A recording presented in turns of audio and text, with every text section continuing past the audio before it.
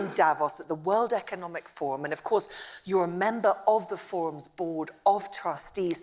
Why is it so important for you to be here? Well, I keep asking myself that question because one of the things I'm asking, why do they need a musician on the board? And I was thinking, you know, if they want a musician as decoration, there are many better looking people than me and who could do a better job. And so after a number of years, I now think that one of the reasons that I could be here and be useful, because I want to be useful, is to talk about culture in general. Culture does not build walls, it builds bridges. And I think that's the essence of what we're trying to do both here at Davos, you know, playing in the city, playing within the Congress Hall, within all different places, is to actually make sure that the inside and outside of a place meet. So that, speaking of no walls, someone said development without inclusivity is not progress. I could apply the same thing to culture. Culture without inclusivity doesn't do its job. And I think that's something that we talk a lot at the forum about equity or gender equity. And equity actually is access. And so I believe that, you know, access to the things, the fundamental values that culture embodies, the building of trust, the seeking of truth, all with the idea of service. So just as much as government of the people, by the people, for the people, that's an idea that I grew up with. I feel the same way about culture, and I think it can play a part in the decision-making of people who work in the economy or in politics, because if you include, before you make the decision, a cultural frame, we end up serving all the people. And I think good decisions are made when we actually use our analytical brain as well as our empathetic brain. So I think that's my purpose for being here. And Yo-Yo, of course, you've come to the forum over the years. What kind of progress have you seen it in terms of a platform for global change? I think one of the things that really is encouraging is that in this last year, I've seen Klaus Schwab's manifesto from 1973 turn into the 2020 version, which is about stakeholder capitalism. And I think that is huge. Now, it sounds like a great theory, but actually, I'm seeing more and more people talk about it. You know, the Business Council actually said something pretty similar in the summer. Paul Pullman has been doing it from Unilever for many years. Larry Fink is, in his annual letter, is talking about really investing in a certain way so that we're moving things forward in terms of climate change. And the thing that, to me, is the most fascinating is that the attention paid on youth, on the Gen Zs, so Greta was here. She now has a voice worldwide, and I think the Gen Zs have a huge role to play. And I think by as an older people like me, listening to them and putting them sometimes in the driver's seat, because we can accelerate the process of, sometimes it takes 30 years to change something. We don't have that time.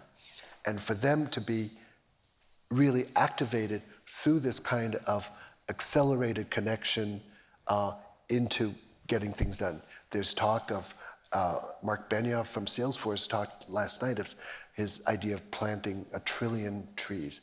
And he had it all mapped out. And actually, he met the Prime Minister of Georgia, and he took out his phone and said, you know, this is the bandwidth where we're planting the trees. And Georgia actually felt right in the middle of it, and they said, let's talk. So it's those types of things, along with the youth aspiration and energy and perseverance in pushing certain agendas through, that actually is making this a more hopeful and I think a very, very timely 2020 Davos celebration of the 50th anniversary, but really looking into the future and having a planetary direction that is becoming more and more important. What's also incredibly inspiring is your own Bach project. Just tell me, Yo-Yo, why did you want to embark on it? Where did you get this incredible energy from? And what is the message? Well, I think, to me, this whole Bach tour is a 2-year experiment on listening. And it's me listening to people. So I play Bach. Music is a convening force. I love the music. Nobody has to love the music, but I am actually bringing to a community the best of what I can do, right? I'm bringing all of what I've thought about, and this is an offering. And the offering is to actually be able to invite people in a community, whether it's at the border of Texas and Mexico, or in Beirut, or in Medellin, Colombia, or in Jakarta, or at the 30th parallel between North and South Korea. It's to actually talk and ask people what they're doing to make their community more resilient and stronger in the face of incredible change. And the people that I've met have made me hopeful, because at the hyper-local level, there is no community that I have yet to see that doesn't have incredibly strong and passionate people working their heart out to make things better. And that's hopeful. What we want to do, and here at the WEF, is to be able to take the hyper-local passion and energy and making things work across divides, and have an unbroken arc of energy going to the global aspirations of people who know about that. And if you have an unbroken arc, that's when a lot of things start to happen. If you break it, it stops. And in culture, you never break things. You are always trying to construct. It's very easy to destroy. It's very hard to construct. But once you construct something with the values of trust, truth, and service, that's a forever thing. And that's what can cross all divides. Trust, truth, and service is your mantra, Yo-Yo. But I want to ask you, where did this come from? Because you were born in Paris, your parents both emigrated from China, and I believe you started playing the cello when you were just 4. Yes, I did, and this is exactly 60 years ago, and I'm still trying to get it right. So, you know, I mean, one of the things that's great about music, it's about lifelong learning. You know, you do something well, it gives you the tool, the way to explore. And my exploration in music has always been about people finding out what human nature is, why people do things, who they are, and their relationship to nature, and what does nature, and the infinite variety of nature, the infinite variety of living things, and what we do in our relationship to them actually is the way that I think we can best operate on making our home planet a thriving place. So my motivation is my job. I've never been able to keep a day job, so I work nights. Yep, exactly, yes. Think about that. So I work nights, but I have to leave my family in order to work. And I've, out of 41 years of being married, Congratulations. I've been gone for 27 years. Congratulate my wife, because she's the one that made things really. She gets the medal. Oh yeah, all the medals, and because I was absent, and so to justify the being absent, I had to find tremendous value, not as, oh, I have to go to work, but I want to go to work. So instead, I don't become, the salesman that doesn't know where they are. I have to actually make sure I know how and why a community exists the way they are, what people think. And so I've had the great opportunity to see and fall in love with so many places, because there's no boring place. There is no boring place in the world, and you just have to find the essence of the place. And so that makes me care a lot about what's happening, given my background, given my profession, given my experience. It leads to sort of saying, what is happening? And so I just want to try to play a part and to be useful in my waning years to do something that actually makes sense. Yo-Yo, what kind of discipline, commitment, determination did it take for you to become one of the world's most talented musicians? Well, I think a lot of things happen sometimes accidentally, and I can give you the numbers of people that have helped me all along, every step of the way. You don't achieve things without unbelievable help. And we live sometimes in a culture where you think, oh, this person does everything. That's so not true. That's so not true. And it's so in the process of learning and being helped by not only teachers, but friends, my family, my wife, and accidental learning, you find purpose. And I think at every stage of life, you have to know meaning and purpose in order to have the courage to do things that are actually difficult. Nobody loves dealing with the most difficult things, but if it's about a goal that is worthy and you can taste it, you say, I want to do this because that makes sense. And I think it's constantly asking those questions, even if you don't have the answers.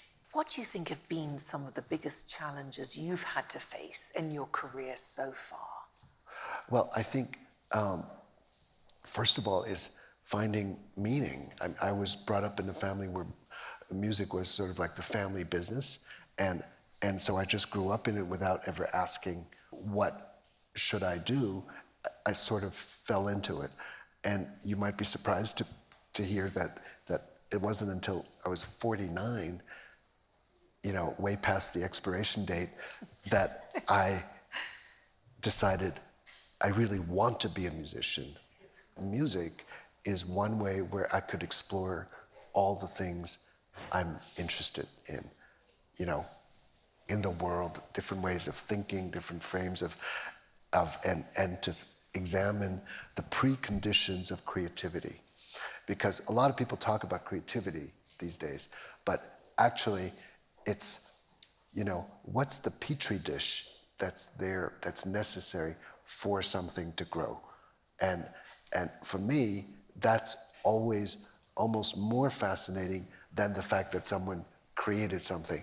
What was the environment when, Bach wrote his music, or when DNA was finally discovered? What were people going for? What were people discussing? What are the elements? What are the conflicting theories that people are, jostling and finding? Okay, try this way, that way. That's what makes humans tick. And I think finding enough places and environments where these things can happen is our future. It's the future of growth. It's the future of actual populations that can thrive. And so that's kind of been a lifelong sort of, fascination. Was there ever a time that you felt you wanted to take a different path? Always. I think, I often ask myself, if I were 18 years old and I'm going to do something else, what would I do? I think, I can't answer that question because I'm not 18, but I would think as an 18-year-old, what's really interesting? What are huge issues that need solving? And so maybe I'm putting, an 18-year-old hat on now and saying, well, how can I do something that's useful? So as an 18-year-old, I would probably, I would have been interested in people still, and human nature, neuroscience would be interesting, but actually just solving problems, I think would be one direction I would go in. Yeah, you're talking about solving problems. You created in 1998 the nonprofit called the Silk Road Initiative. Why did you want to create it? Tell us about it. Well, I think probably for the same reason your mother created the European Youth Orchestra, to bring people together. The idea for the Silk Road came on the 24-hour trip when I was in Israel, and we crossed right on the day after the Jordanian-Israeli treaty was signed, and we were invited to cross the Allenby Bridge, went to Petra, which is this incredible city that's carved out of mountainsides, and it was incredibly wealthy city. And then we went to Aqaba, and we met people there that said, would you, Yo-Yo, on your way back, would you stop by Amman and do a master class for a school that we're affiliated with? And I said yes. And what happened was the two musicians that played well enough. And I do a lot of classes in a lot of conservatories, but the questions they answer to why do you do this? Why is this important? Were so poetic and very different from the technical questions that someone might ask in Philadelphia or in New York. And I was so struck by that. They quoted poetry. They talked about philosophy. And that was the moment when the idea of having a group of young musicians from areas that we don't know as well form a group to explore that kind of thing, but with that kind of philosophy. Here at the World Economic Forum, you were given the Crystal Award in 2008. You've been given so many awards in your lifetime so far.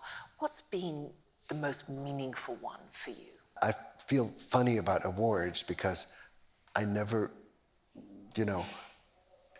you don't work for something and it just kind of comes as a surprise. Obviously, I'm really grateful.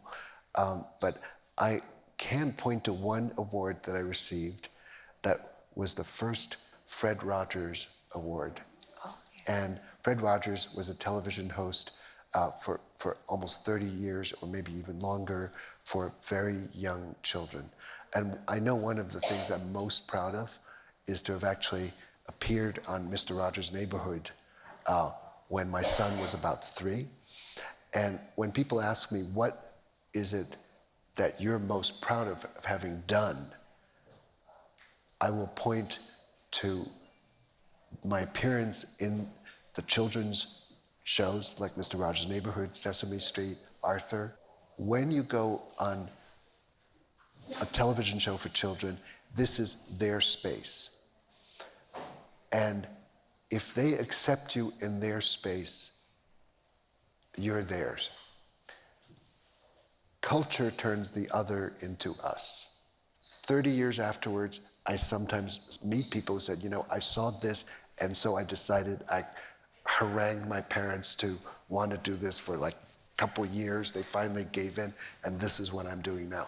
So there is an arc to moments of influence, and for Mr. Rogers, the space between the eyeballs and the screen was sacred space. He never, ever, speaking of trust, one of the most trusted people in the world, and speaking of truth, he always told the truth. He dealt with difficult problems with very young children in ways that they understood, and he did it as a service. So I think to receive an award with the name Fred Rogers attached to it, I think is an ultimate compliment, because those are the values I aspire to, the ones that he practiced all his life. I know that you are a grandfather. I know it seems like you couldn't be, but you are. What is your hope for the next generation, for your Oh my gosh, I just want to respond to my grandchildren's commands. Do this, do that. Teddy will look at me and said, okay, he actually loves the cello. So he said, cello. And so he opens the case, makes me play, and then he says, no, okay, now we go do Legos. So it's amazing. They're totally in charge. And I think they're very efficient in using adults for different purposes, And so so that's my relationship with my first grandchild. And the second one, I'm waiting to see how that's going to develop. And we aim to serve and to please our grandchildren. Yo-Yo Ma, thank you so much for joining me today. Yo-Yo Ma.